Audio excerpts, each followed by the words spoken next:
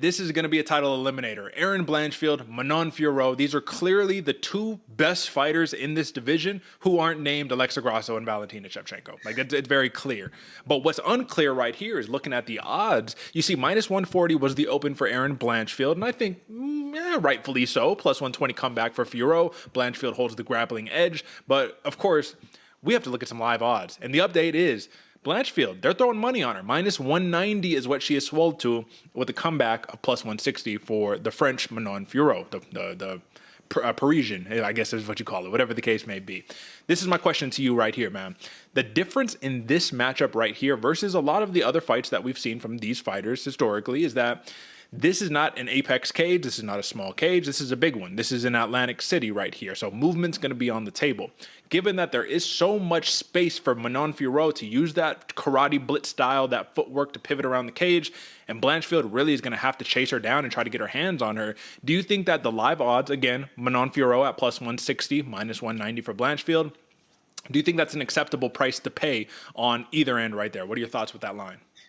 I do actually think it's a very acceptable price for both ladies. I mean, plus 160, although it is the comeback for Manon Fiorot, it's not that out of reach, if you will. You know, like you said, man, bigger cage, having to control the distance. That's what Manon Fiorot is going to look to do the entire time.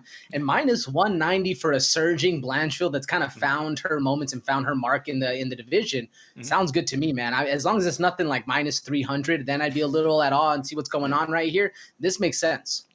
I will say I'm going to push back a little bit. I think it's not terrible. It's not a terrible price to pay, but even if I was a Blanchfield bettor, I would expect this to be a little closer to even money. And the reason why is because both fighters excel extremely at what it is that they do. Blanchfield, she's going to put the pressure on you, be in your face, try to get her hands on you, and then take you down, right? But she has some decent striking to back it. Fiorot, on the other hand, her whole entire premise for the entire career thus far is get your hands off me. I'm going to bounce around the cage. I'm going to poke at you. I'm going to win these decisions, or I'm going to hit you with the blitz to try to knock you out.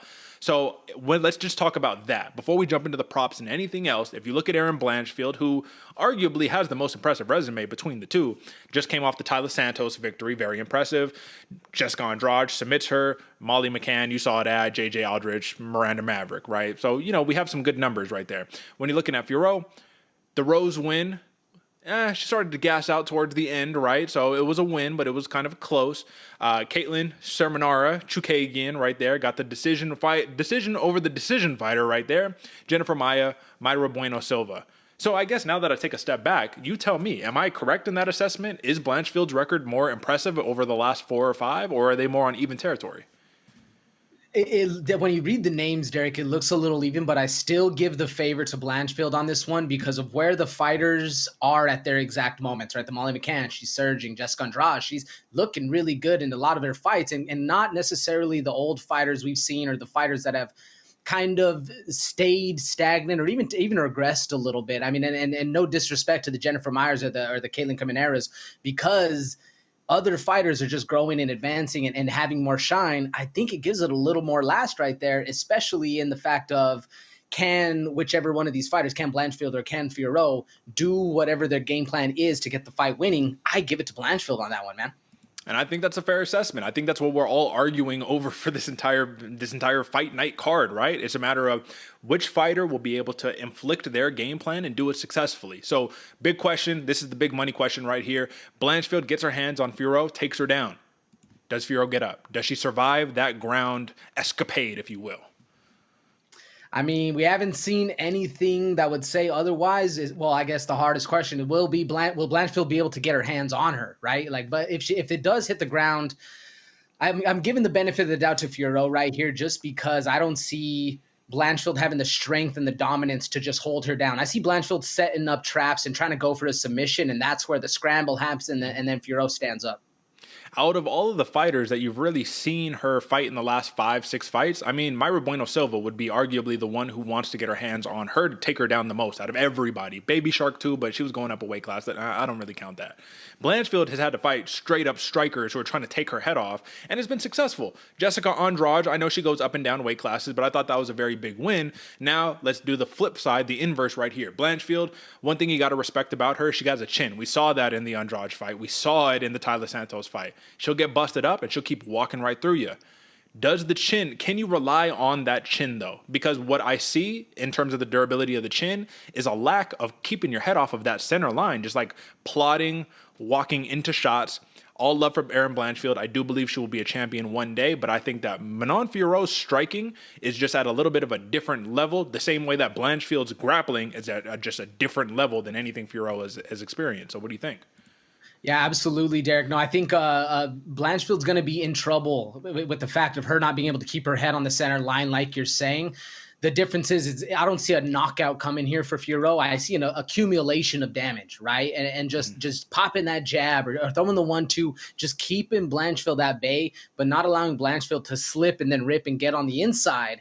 I see Manon Fiorot doing very well in this fight. That's why I see the opening odds look a little bit more where my mind would instantly go, but the bettors seem to favor Blanchfield on this one. The question is, can she get on the inside?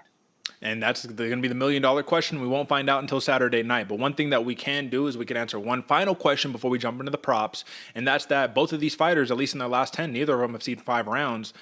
Fiorot, I can't lie, she's given me a little bit of pause in terms of slowing down. And I don't know if you could slow down against Blanchfield, because the moment you slow down, she's going to try to get her hands on you. But then the inverse, AJ, if she's trying to get your hands on you for 3 rounds and can't do it, by rounds 4 and 5, do you got the juice to keep shooting takedowns and doing all that? Or is it, you've seen that's perfect example, not a perfect example, but kind of a really good example.